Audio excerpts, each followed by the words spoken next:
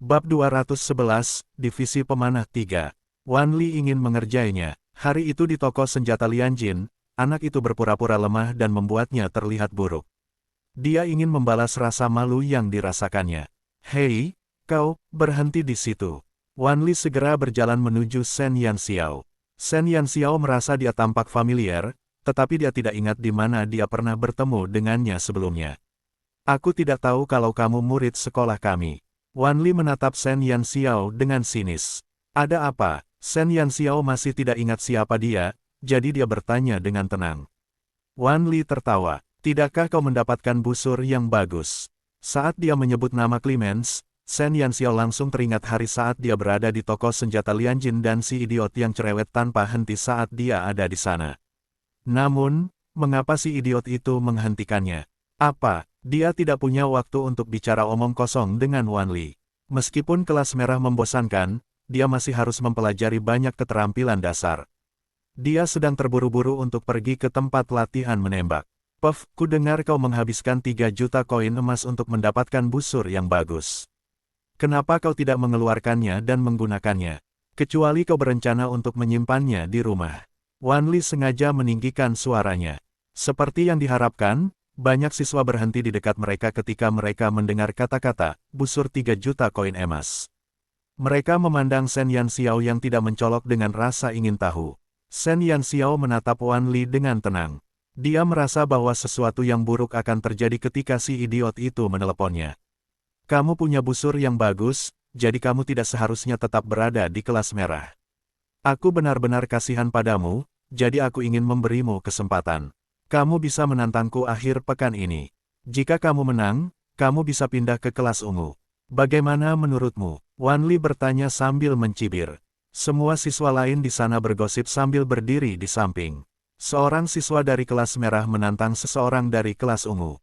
Pasti itu hanya candaan. Meskipun ada beberapa tantangan yang berhasil setiap minggu, sebagian besar siswa hanya berhasil naik satu kelas.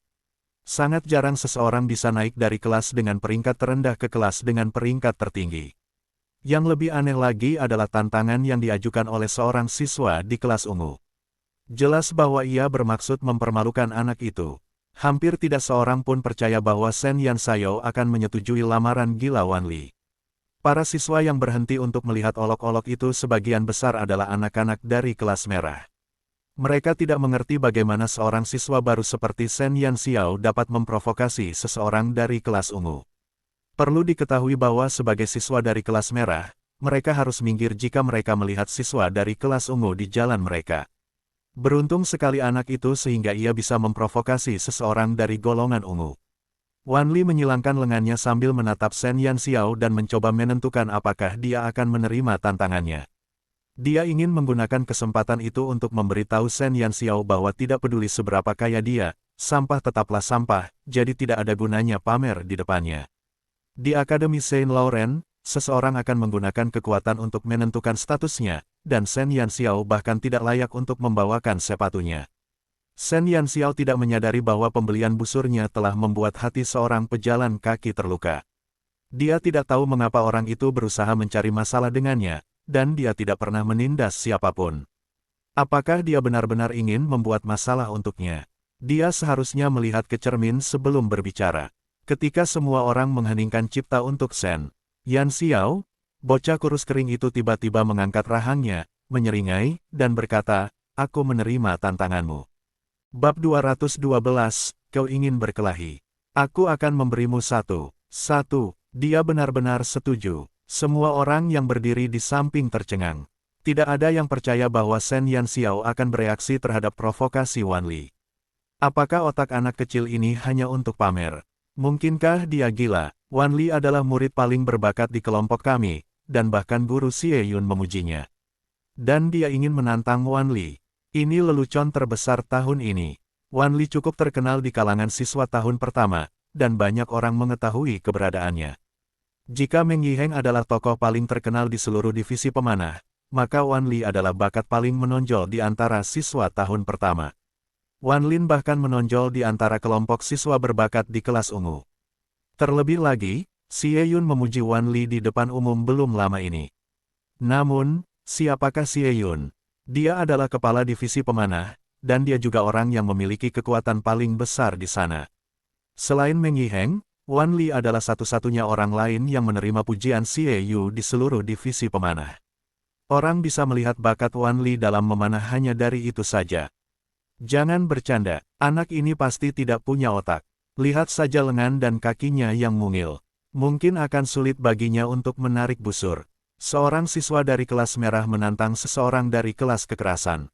Ini seperti keajaiban. Semua orang mengira Shen Yanxiao sedikit tidak waras, dan itulah sebabnya dia menerima tantangan Wan Li. Bagaimana mungkin seorang siswa dari kelas merah berani menerima tantangan dari seseorang di kelas ungu? Oleh karena itu, semua orang percaya bahwa Shen Yanxiao gila. Wan Li agak terkejut dengan jawaban Shen Yanxiao. Namun, dia tersenyum setelah pulih dari kebingungannya. Dia pikir anak itu bisa mengambil jalan mudah, namun dia dengan bodohnya bersikeras menerobos masuk ke neraka. Apakah dia pikir dia sempurna hanya karena dia membeli busur mahal? Sebagai seorang pemanah, bagaimana mungkin Wan Li tidak menyadari tidak adanya kapalan di tangan Shen Yanxiao yang halus? Jelas bahwa anak itu tidak memiliki keterampilan dalam memanah. Pemanah mana yang tidak memiliki kapalan di tangan mereka sebagai hasil dari kerja keras mereka? Kemudian dia melihat lengan dan kaki anak itu yang kecil, pijakannya bahkan tampak tidak stabil. Bagaimana dia bisa menembakkan anak panah yang kuat jika dia tidak memiliki kekuatan di lengannya? Jika Shen Yanxiao tidak memiliki lencana divisi pemanah di dadanya, Wan Li tidak akan pernah menganggapnya sebagai seorang pemanah. Seseorang seperti anak itu benar-benar berani menerima tantangan Wan Li. Dia pasti melebih-lebihkan kemampuannya. Karena anak itu tidak takut malu, Wan Li berpikir dia tidak akan keberatan membuatnya semakin malu. Baiklah, aku akan menemuimu di lapangan tembak akhir pekan ini. Aku harap kau tidak akan mengingkari tantangan kita. Wan Li bahkan tidak menganggap Shen Yanxiao sebagai lawan yang sepadan. Meskipun bakatnya lebih rendah dari Meng Yiheng, dia yakin bahwa tidak ada siswa tahun pertama yang lebih berbakat darinya. Kalau tidak, Xie Yun tidak akan pernah memujinya di depan umum. Wan Li diam-diam merasa senang dengan dirinya sendiri, dan dia bangga mendapatkan pujian dari Xie Yun. Namun, dia tidak menyadari bahwa anak kecil yang dipandang rendah olehnya sebenarnya adalah si jenius yang Xie Yun buat pengecualian untuk masuk ke divisi tersebut. Shen Yanxiao mengangkat alisnya. Dia melihat ejekan dan sikap puas diri Wan Li, tapi bagaimana lagi? Tentu saja, aku akan tepat waktu. Shen Yanxiao tersenyum dan berjalan melewati Wan Li tanpa peduli.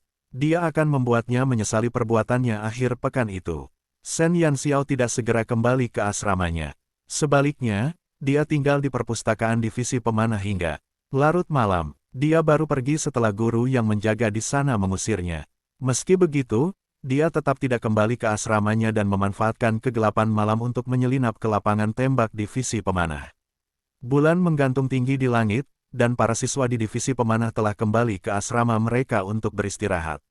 Lapangan tembak yang gelap gulita dan luas itu kosong. Shen Yanxiao mengaktifkan kristal cahaya di lapangan tembak, dan tempat itu kembali terang benderang. Bab 213, kau ingin bertarung.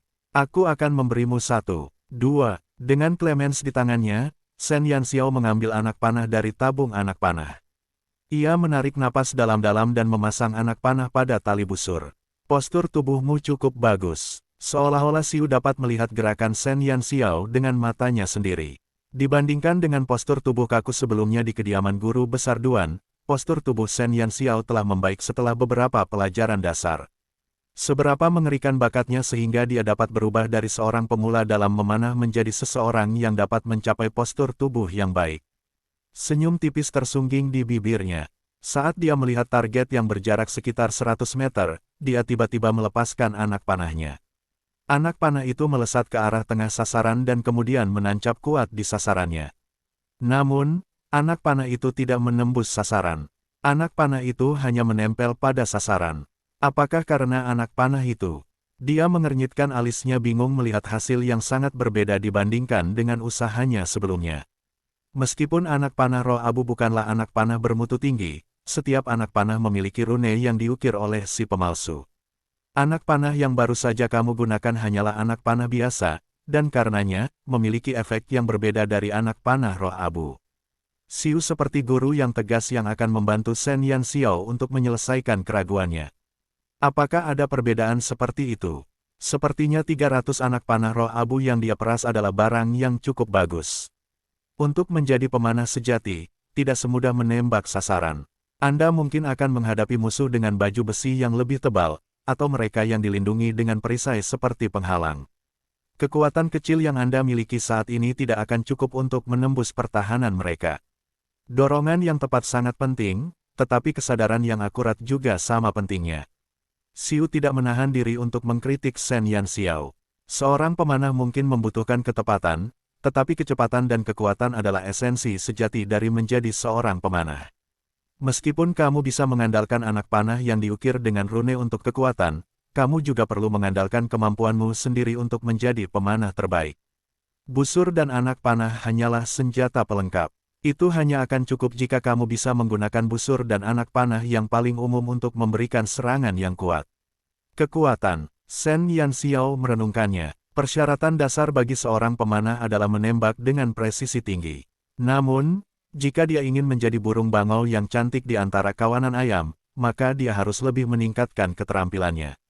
Shen Yanxiao mengambil 2 anak panah dari tabungnya dan memasangnya pada tali busur sementara senyum tipis mengembang di bibirnya. Lalu apa pendapatmu tentang ini? Suara mendesing. Sebuah anak panah melesat keluar.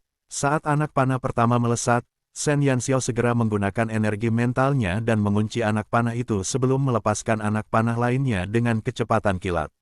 Anak panah kedua jauh lebih cepat, jadi sebelum anak panah pertama mengenai sasaran, anak panah kedua telah tepat mengenai bagian belakangnya.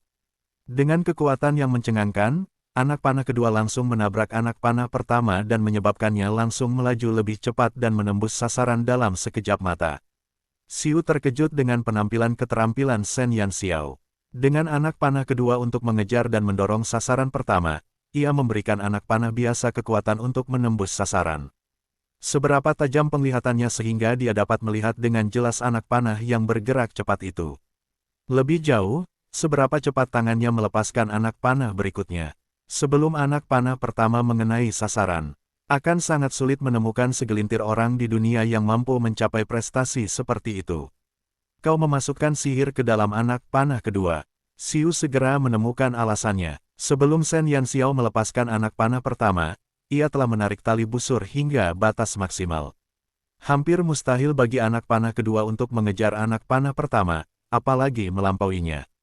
Namun, Shen Yanxiao berhasil mencapai prestasi itu. Bab 214, Kau ingin berkelahi. Aku akan memberimu 1-3. Dia menggunakan energi mental untuk mengunci target, lalu dia memasukkan sihir ke dalam anak panah kedua. Ditambah dengan gerakan tangan cepat yang dia latih dari latihan kutukannya, selain Shen Yanxiao, yang berkultivasi dalam 2 jalur, mungkin hanya seorang archer yang bisa mencapai prestasi seperti itu. Akan tetapi, pemanah agung sudahlah langka seperti bulu burung phoenix dan tanduk unicorn di benua cemerlang, apalagi pemanah agung yang berada pada level yang sama dengan Archmagus. Bagaimana menurutmu? Shen Yanxiao memandang keberhasilannya sendiri dengan puas. Itu adalah percobaan pertamanya dalam menggabungkan sihir dan aura pertempuran, dan hasilnya luar biasa. Tidak buruk, Xiu jarang memujinya. Shen Yanxiao baru saja melangkah ke jalur seorang pemanah, namun dia sudah bisa memanfaatkan keterampilan khusus seorang penyihir pada anak panah. Lebih jauh, dia tidak membimbingnya dalam upaya itu semua adalah perbuatannya. Gadis kecil itu memang cerdas pikirannya. Aku akan menunjukkan kepada bajingan itu, Wan Li, arti rasa malu akhir pekan ini. Apakah dia ingin dia mempermalukan dirinya sendiri di depan umum? Dia akan memberi tahu siapa yang tidak beruntung. Hanya sekitar 2 atau 3 hari sebelum tanggal tantangan, dan Shen Yanxiao terus berganti-ganti antara 2 identitasnya untuk berpindah-pindah antara 2 divisi. Tang Nazi tidak berhasil menangkapnya setiap kali. Malam itu, Tang Nazi sedang berbaring di tempat tidur ketika Shen Yanxiao akhirnya kembali ke asrama. Dia menatapnya dan menggerutu. Ngomong-ngomong, apa saja kesibukanmu beberapa hari ini? Kemana saja kamu pergi setiap sore? Dia telah mencari hampir seluruh divisi herbalis, namun tidak ada jejak Shen Yanxiao. Dia penasaran dengan tempat persembunyiannya. Dia bersembunyi di divisi pemanah. Namun, Shen Yanxiao tidak mungkin memberitahunya hal itu, kan? Tidak kemana-mana. Aku hanya berkeliling kota hitam untuk melihat apakah ada bahan yang cocok. Kota hitam. Tang Nazi teringat ketika Shen Yanxiao bertanya kepadanya tentang kota hitam beberapa hari yang lalu, tetapi dia tidak terlalu memikirkannya. Namun, dia memikirkan hal yang menarik ketika dia menyebutkan kota hitam. Aku tidak bisa menemukanmu beberapa hari terakhir ini, tapi aku mendengar tentang sebuah kejadian menarik. Ada apa? Shen Yanxiao bertanya dengan santai. Tang Nazi menyilangkan kakinya dan berkata, itu ada hubungannya dengan divisi pemanah. Para siswa tahun pertama di sana cukup nakal, dan sudah ada beberapa tantangan. Ada desas-desus tentang seorang siswa tahun pertama dari divisi pemanah yang pergi ke toko senjata Lianjin di kota hitam dan menghabiskan 3 juta koin emas untuk membeli busur yang setengah jadi. Shen Yanxiao ingin menuangkan secangkir air untuk dirinya sendiri, tetapi dia harus berhenti ketika mendengar apa yang dikatakan Tang Nazi. Oh, maafkan aku, mahasiswa tahun pertama yang boros itu adalah aku. Sepertinya, dia adalah murid dari kelas merah, dan dia akan menantang murid dari kelas ungu akhir pekan ini. Tantangan cukup sering terjadi di semua divisi, tetapi jarang sekali murid dari kelas peringkat bawah menantang seseorang dari kelas peringkat atas. Selain Cao Su dan rekan setimnya yang kurang beruntung, tidak ada yang berani membayangkan skenario itu. Lalu, Shen Yanxiao dengan tenang menunggu Tang Nazi untuk sampai pada inti ceritanya. Apakah kamu ingin menonton pertandingan? Aku ingin melihat seperti apa bentuk busur seharga 3 juta koin emas. Tang Nazi mengelus rahangnya. Busur seharga 3 juta koin emas itu memang tampak mewah. Bibir Shen Yanxiao berkedut. Mengapa dia harus menontonnya? Dia adalah tokoh utama dalam cerita itu. Tidak peduli, sekeras apapun Tang Nazi berusaha membujuknya, Shen Yanxiao tetap mempertahankan ekspresi, aku tidak tertarik, silakan ambil sendiri. Bab 215, Kemenangan Sepihak 1. Tang Nazi tidak berani memaksanya untuk pergi bersamanya. Meskipun Shen Jue memiliki lengan dan kaki yang tampak rapuh, di balik temperamennya yang lembut, dia adalah orang yang sangat bertekad. Jika dia tidak mau melakukan sesuatu, maka tidak ada gunanya dia mengganggunya. Setelah pelajaran divisi pemanah berakhir pada sore berikutnya, para siswa tidak langsung mencari makanan, seperti yang biasa mereka lakukan. Sebaliknya, mereka semua menuju ke tempat latihan menembak secara berkelompok. Karena hari itu adalah hari terakhir dalam seminggu, banyak tantangan yang diperkirakan akan terjadi di tempat latihan. Para siswa yang biasanya bosan menemukan satu-satunya hiburan mereka di sana, dan mereka akan bergegas ke tempat itu untuk menonton berbagai duel yang akan berlangsung di sana. Lapangan tembak divisi pemanah penuh sesak dengan penonton hari itu. Sebagian besar siswa datang ke sana hanya untuk menonton, dan hanya sekitar 10 siswa yang datang untuk tantangan duel. Wan Li sudah berada di lapangan tembak, dan sekelompok mahasiswa tahun pertama telah berkumpul di sekelilingnya. Wan Li, apakah kau benar-benar bersaing dengan sampah itu? Berita tentang tantangan mereka minggu itu telah menyebar dengan cepat ke setiap siswa tahun pertama. Mereka semua meratapi penantang yang bodoh itu. Wan Li berkata dengan ekspresi puas, karena dia berani menantangku, kenapa aku tidak memberinya kesempatan? Tapi, bagaimana dia layak menjadi lawanmu? Di antara siswa tahun pertama, hanya sedikit yang bisa menandingi kekuatan Wan Li. Meskipun dia agak sombong, dia memiliki keterampilan untuk menunjukkannya. Saya dengar guru Xie Yun juga akan datang hari ini, komentar seorang siswa kepada berita orang dalam. Siswa lainnya langsung memandang Wan Li dengan iri. Lihatlah betapa guru Xie Yun menghargai Anda, Wan Li.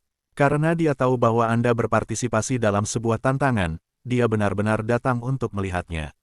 Sebagai kepala divisi pemanah, Xie Yun biasanya tidak menonton duel antar siswa. Namun, sepertinya dia akan membuat pengecualian hari itu untuk pergi dan menontonnya bersama para siswa. Oleh karena itu, semua orang menyimpulkan bahwa dia hanya ada di sana karena Wan Li. Guru Xie Yu bahkan tidak datang saat senior Meng Yiheng mengikuti tantangannya baru-baru ini. Sepertinya reputasimu sangat bagus, Wan Li. Wan Li membusungkan dadanya dengan bangga. Dia tidak tahu kalau Xie Yu juga akan ada di sana, tetapi karena dia mendapatkan informasi itu, dia pasti akan menang dalam tantangan itu. Dia takut lawannya akan terlalu lemah, dan dengan demikian, dia tidak akan memiliki banyak kesempatan untuk memamerkan keahliannya. Wan Li mulai bertanya-tanya tentang bagaimana dia bisa mempermalukan Xiao Yan dan memperpanjang duel sehingga dia bisa tampil baik di depan Xie Yun. Tidak lama setelah itu, Xie Yun tiba di tempat latihan, seperti yang dikomentari siswa lainnya. Tempat itu langsung sunyi ketika dia muncul, dan pandangan semua orang beralih padanya. Anak-anak muda yang menunggu dengan penuh semangat untuk beraksi juga patuh berdiri di pinggir. Jika Ouyang Huanyu adalah idola seluruh divisi magus, maka Xie Yun adalah dewa di hati semua orang di divisi pemanah. Wan Li juga menjadi lebih perhatian, dan dia berjalan ke arah Xie Yun sambil tersenyum. Kemudian dia berkata dengan hormat, "Guru Xie Yun, Anda di sini." Xie Yun mengangguk sambil mengamati lapangan tembak dan membiarkan pikirannya mengembara. Dia mendengar dari guru lain bahwa anak yang dia masukkan ke kelas merah telah menantang Wan Li dari kelas ungu, dan informasi itu mengejutkannya. Xie Yun punya kesan tentang pemuda itu. Meskipun dia gegabah, dia juga cukup berbakat.